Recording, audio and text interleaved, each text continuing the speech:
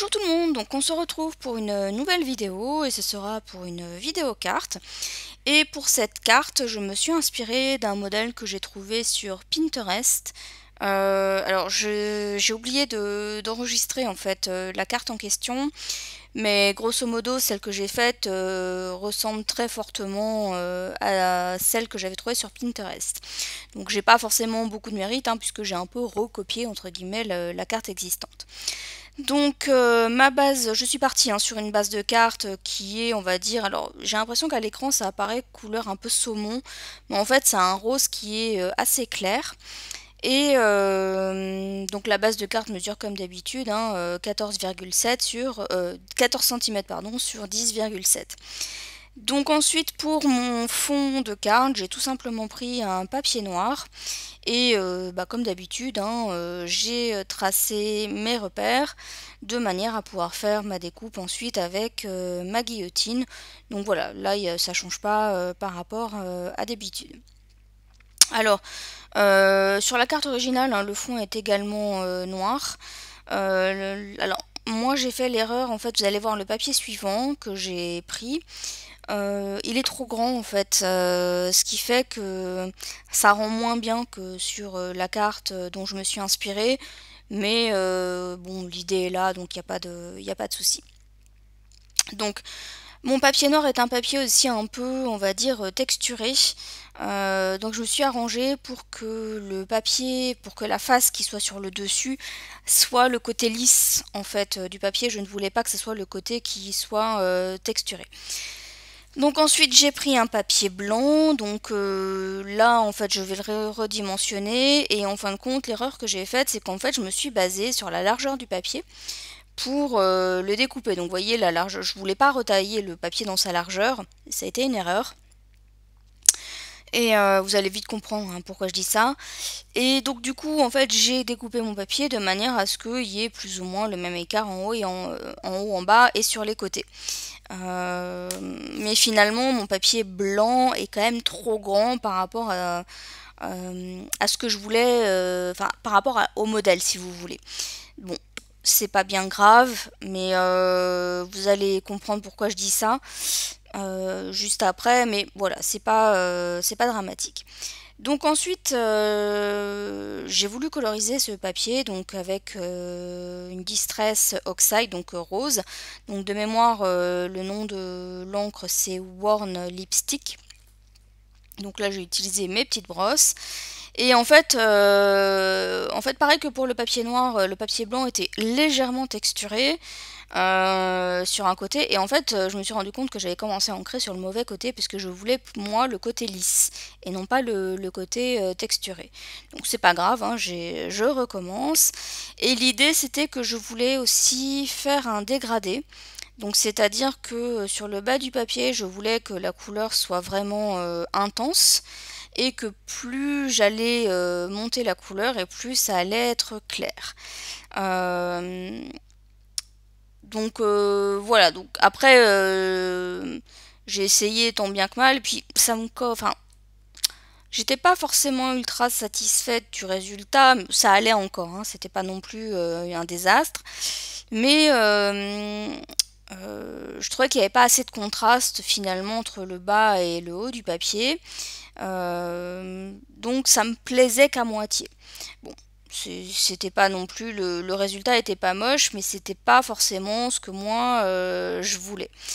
Donc voilà, donc dans un premier temps je me suis dit que j'allais ancrer les bords, et pour ancrer les bords j'ai pris l'encre un peu plus violette on va dire, donc qui s'appelle Seedless Preserve, et donc je vais ancrer mes bords tout simplement. Puis finalement en ancrant mes bords je me suis dit tiens, pourquoi j'utiliserais pas cette couleur là pour foncer un petit peu le bas et pour apporter un petit peu plus de contraste.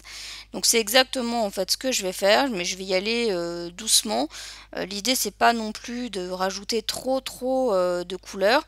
Donc vous voyez, j'en rajoute un peu et après je reprends ma brosse initiale, celle avec laquelle j'ai appliqué le rose, et je viens essayer de fondre un petit peu tout ça. Et je trouve que le rendu, il est plus sympa en fait. Je trouve que c'est beaucoup plus joli. Et je trouve que vraiment le fondu des deux couleurs, c'est vraiment bien fait, je trouve. Et alors, est-ce que c'est grâce à la brosse ou au dosage de l'encre? Ça, je ne saurais le dire. Mais voilà, en tout cas, le fondu des deux couleurs me plaît vraiment beaucoup. Et je trouve que du coup, j'ai un petit peu plus de contraste par rapport à ce que j'avais au départ et ça me convient un petit peu mieux. Donc ensuite, j'ai pris ma planche de tampon, donc cellophane, me demandez plus le nom de la planche, je me souviens plus très bien. Ça fait déjà super longtemps que je l'ai. Et j'ai pris quelques tampons. Donc j'ai pris un sentiment et j'ai pris des petits motifs. Et ces petits motifs, je les ai placés de manière aléatoire hein, sur un bloc acrylique. Donc parce que je vais aussi faire de l'embossage. Donc pour mon embossage, donc c'est l'embossage sur du papier noir. Hein. Donc j'ai utilisé une poudre à embosser blanche. Donc je vais avant de tamponner, je vais passer mon petit coussin anti-électrostatique pour que l'embossage se fasse beaucoup mieux. Alors malheureusement, je pense que mon encre, le pad, il commence à être un peu vieux. Ça fait des années que je l'ai, hein, donc il est forcément vieux. Et du coup, je pense que voilà, je pense qu'il va falloir que j'envisage d'acheter un nouveau pad pour l'embossage, parce que je trouve que ma poudre embossée n'a pas forcément bien adhéré à l'encre. Alors après, c'est vrai que la poudre embossée que j'utilise, je suis pas fan de la marque. Euh, alors après, est-ce que c'est la poudre aussi qui vieillit mal? J'ai un peu plus de doutes par rapport à ça. Je pense pas que la poudre elle vieillisse mal ou. Enfin, si vous avez un avis par rapport à ça, n'hésitez pas à le partager en commentaire. Mais je pense que moi, c'est plutôt mon encre hein, qui commence à être un peu vieille et du coup la poudre elle a moins bien adhéré au motif que j'avais tamponné. Toujours est-il que effectivement quand j'ai fait l'embossage avec la poudre blanche, j'ai pas trouvé que le résultat était exceptionnel. En tout cas, en fait, si vous voulez, je trouve que les motifs ne sont pas embossés de manière nette. Euh, je sais pas comment vous expliquer ça, mais déjà, vous voyez, j'ai dû réappliquer plusieurs fois la poudre embossée sur les motifs parce que en fait déjà elle tenait pas elle collait pas entre guillemets assez bien au motif. Donc déjà voilà, c'est ce qui me fait penser que c'est mon encre hein. Le problème vient de mon encre et donc voilà. Alors ensuite, je pense que mon pistolet pardon, chauffant, il a un souci aussi, c'est que je trouve que il chauffe pas très bien. Enfin, ça fait quelque temps que je le remarque. Alors déjà, si je le penche pas, je trouve que ça fond pas forcément beaucoup l'encre. C'est un pistolet que j'avais acheté parce qu'il a l'avantage d'être entre guillemets silencieux. Et c'est vrai que par rapport à celui que j'avais avant, clairement, il y a le confort entre guillemets au niveau du bruit. Hein. Il n'y a pas à dire, il est vraiment, de ce point de vue-là, il est confortable.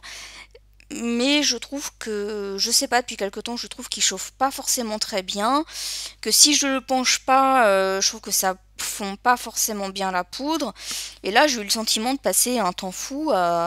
Et pourtant, vous voyez, mes motifs, ils sont pas forcément. Enfin, c'est des petits motifs, quoi. Hein. C'est pas un grand aplat que j'essaye d'embosser. Donc, pour moi, ça aurait dû aller plus vite. Et là, j'ai eu le sentiment que ça fondait pas forcément très bien. Et pourtant, ça chauffe, hein, parce que, je veux dire, moi, je sens la chaleur et mais je pense que la chaleur, en fait, si vous voulez, elle va pas vers le papier, en fait. Je sais pas comment expliquer. C'est comme si vous voulez, l'intérieur du pistolet était mal orienté pour que la chaleur, elle aille sur le papier, en fait. Et je pense que c'est pour ça que, justement, je dois toujours pencher le pistolet chauffant pour que ça fasse enfin, pour que ça fasse fondre la poudre. Donc, voilà. Donc, je me tâte, en tout cas, à réacheter un nouveau pistolet chauffant, ça m'embête parce que enfin voilà, je suis pas forcément emballée, j'ai pas forcément envie d'en racheter un autre, mais voilà, donc en tout cas, je suis toujours dans cette phase de me dire est-ce que j'en achète un ou pas, et de toute façon, il va falloir que j'investisse dans de nouvelles encres. pour faire de l'embossage. Et puis ensuite, j'ai tout simplement embossé aussi mon sentiment, toujours sur un papier noir et toujours embossé avec de la poudre à embosser blanche. Alors je suis désolée, je suis un petit peu hors champ, mais c'était juste pour vérifier que ma poudre était bien fondue. Donc ensuite, mon papier de fond, je vais le fixer, et puis comme avec le pistolet chauffant, il a eu tendance un petit peu à, vous voyez, à s'arrondir, il n'est pas resté plat. Donc j'ai opté pour le double face, hein, qui était pour moi la meilleure solution pour coller mon fond de carte.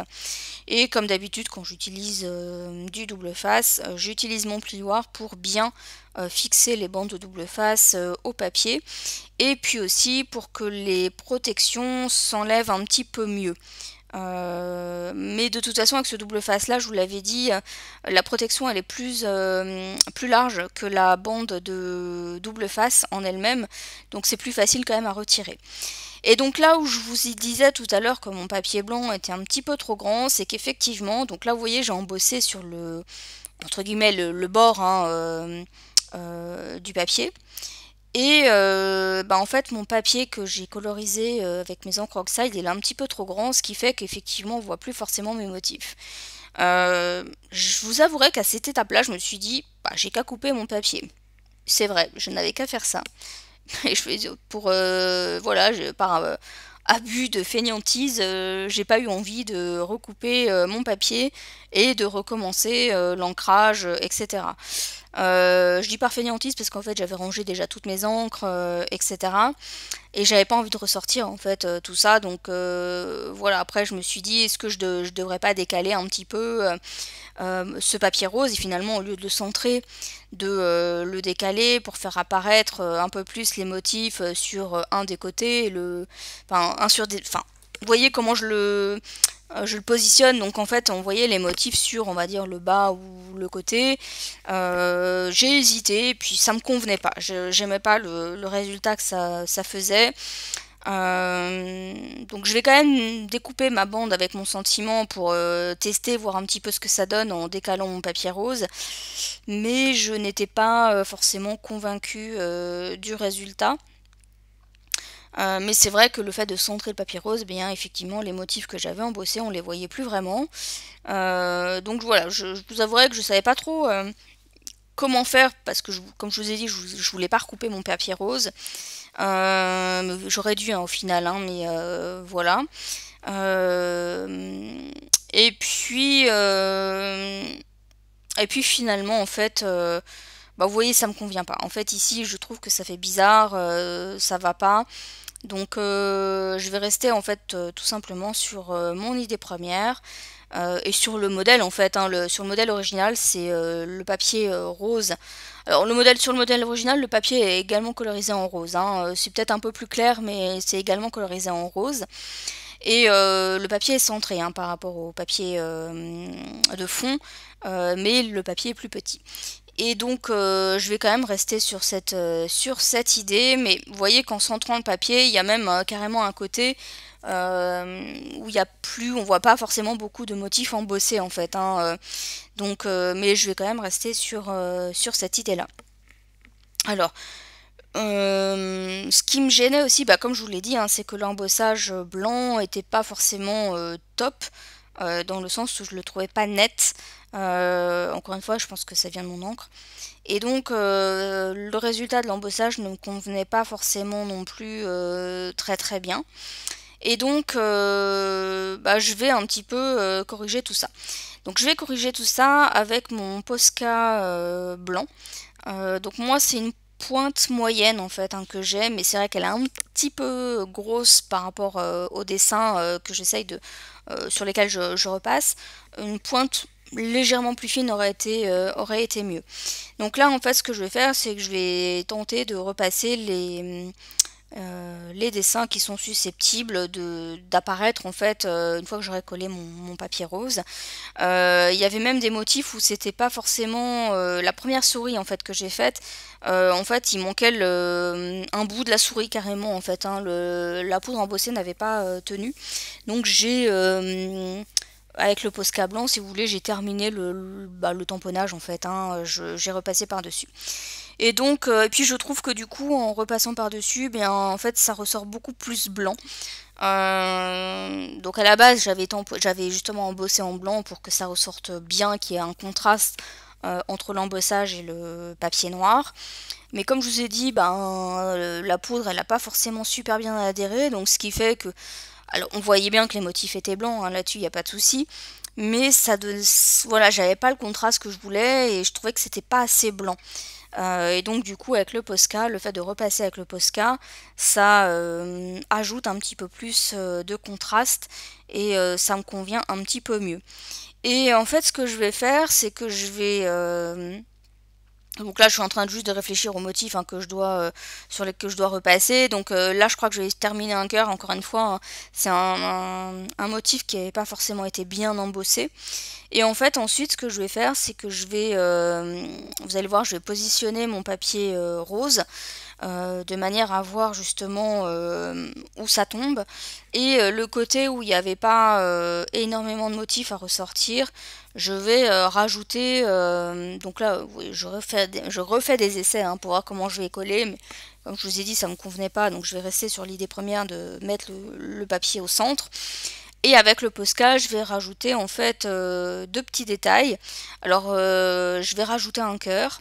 Ça, c'est un motif qui est assez facile à, comment dire, à refaire. Hein. J'ai pas besoin de reprendre mon tampon, etc. Et là, je vais juste rajouter en fait comme une petite queue de souris. Voilà, tout simplement pour faire ressortir, rajouter du détail sans forcément avoir à dessiner la petite souris ou quoi. Voilà, j'ai juste rajouté des détails qui étaient très simples à faire à main levée. Et donc ensuite, avant de coller mon papier rose, je vais fixer mon sentiment. Donc là, j'ai tout simplement pris toujours mon double face et je vais m'aider hein, de mon plan de travail. Vous voyez, il y a un quadrillage, il y a des lignes. Donc voilà, donc je m'aide en fait hein, tout simplement des lignes pour pouvoir coller mon sentiment et faire en sorte que ça soit un minimum droit. Donc voilà, et puis donc ensuite, là aussi, je vais utiliser toujours mon double face pour coller le papier rose sur mon papier noir. Donc là en fait je repasse encore au Posca hein, quelques éléments pour les faire ressortir davantage. Voilà, ce que je trouve un peu dommage c'est qu'effectivement ce que j'ai fait au niveau de l'embossage ça je vois pas forcément énormément sur la carte finale. C'est un peu voilà dommage, mais en même temps c'est en ça que je vous disais que mon papier que j'ai colorisé en rouge, j'aurais dû le retailler pour que ça soit un petit peu plus petit. Mais comme j'étais pas non plus ultra fan du résultat de l'embossage, voilà, ça me gênait pas forcément plus que ça. Et puis je vous dis, il y a mon côté un peu feignante là sur le coup qui est ressorti et que j'avais pas forcément envie de retailler et de recommencer l'ancrage du papier, etc. Donc voilà, je suis restée sur ça. Et puis tant pis si effectivement les motifs ne se voient pas énormément. Ça se voit un minimum, on voit que c'est un minimum décoré, donc ça fait pas un papier uni non plus. Donc voilà, donc ça me gêne pas tant que ça. Et donc je vais venir coller mon papier, donc j'essaye de le centrer un minimum et de le coller droit. Et puis ensuite je vais venir, donc là en fait tout ce que je fais, j'enlève la poudre hein, parce que j'avais un peu de poudre d'embossage hein, sur mon plan de travail. Et donc du coup là, comme j'avais retourné les papiers, etc. Enfin bref, j'avais de la poudre qui s'était mise sur les papiers, donc je l'ai enlevé. Et donc ensuite, mes deux derniers éléments, donc le chat et la petite boule de laine, je vais les coller donc en les mettant en relief. Donc là, je prends en fait hein, tout simplement des petits bouts de cartonnette que je vais coller au dos et je les colle avec de la colle liquide.